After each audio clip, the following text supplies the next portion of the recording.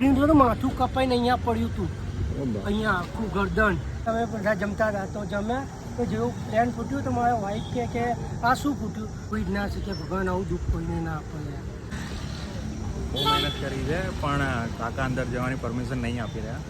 જોઈએ શું થાય છે, શું ફાઇન્ડિંગ લઈએ છીએ આજના દિવસ ઉપર.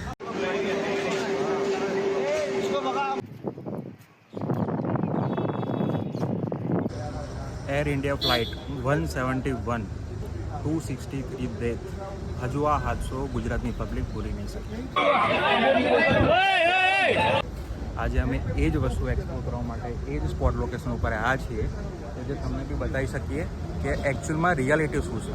12 જૂન 2025 એર ઇન્ડિયાનું બોઈંગ 787 ડ્રીમ લાઇનર અમદાવાદથી લંડન તરફ ટેક ઓફ કરે છે, પણ બસ થોડી જ સેકન્ડો પછી એરક્રાફ્ટ કંટ્રોલ ખોઈ બેસે છે. પ્લેન અહેમદાબાદ એરપોર્ટની નજીક મેઘનીનગર એરિયામાં ક્રેશ થઈ જાય છે અને બીજે મેડિકલ કોલેજના હોસ્ટેલ બિલ્ડિંગ સાથે ટકરાય છે.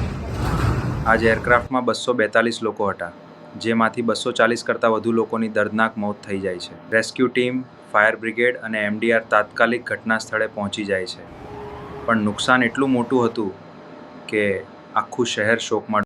આ ઘટનાએ સમગ્ર દેશને હચમચાવી નાખ્યો છે અને એર સેફટી પર ઘણા મોટા સવાલો ઊભા કર્યા. એક ફ્લાઇટ જે લંડન પહોંચવાની હતી તે અમદાવાદમાં જ અંતિમ શ્વાસ લઈ લે છે. એરક્રાફ્ટ એક્સિડન્ટ ઇન્વેસ્ટિગેશન કરી રહ્યું છે. યુએસ NTSB, FAA જેવી એજન્સીઝ પણ જોઈન થઈ ગઈ છે. બ્લેક બોક્સ રિકવર કરી લેવાયો છે જેથી એકચ્યુઅલ રીઝન સમજાશે.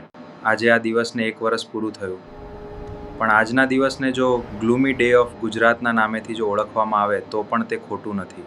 એક અંધકારમય દિવસ જોયો તો અને આ 12 તારીખે વર્ષ પૂરું થશે. 12/6/2000 તો માથું કપાઈને અહીંયા પડ્યું હતું, અહીંયા આખું ગરદન. આ અહીંયા રોડ ઉપર આખું પ્લેનનો વાગ્યું ને તો અમે તો જોઈ જ ના શકીએ. ભગવાન આવું દુઃખ કોઈને ના આપે.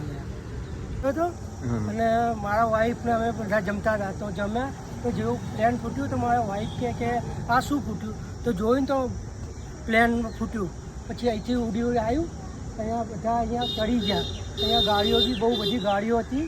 પછી છોકરાઓ બધા કૂદીને આવ્યા ને બધા હેલ્પ કરવા માંડ્યા. પછી અમે એક છોકરો અહીંયા સૂતો હતો, એની મમ્મી ચાની કીટલી હતી અહીંયા, તો પંખો સીધો એના ઉપર પડ્યો. એ છોકરો એની મમ્મીની ચાની કીટલી અહીંયા હતી. છોકરો સ્કૂલથી ના આવ્યો, 12:30નો ટાઈમ હતો, સૂતો હતો અને જેવો પંખો પડ્યો એવો છાતી ઉપર ત્યાં પતી ગયો છોકરો.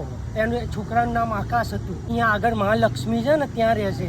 આ મહાલક્ષ્મી સોસાયટી છે ને ત્યાં આગળ 13 વર્ષનો છોકરો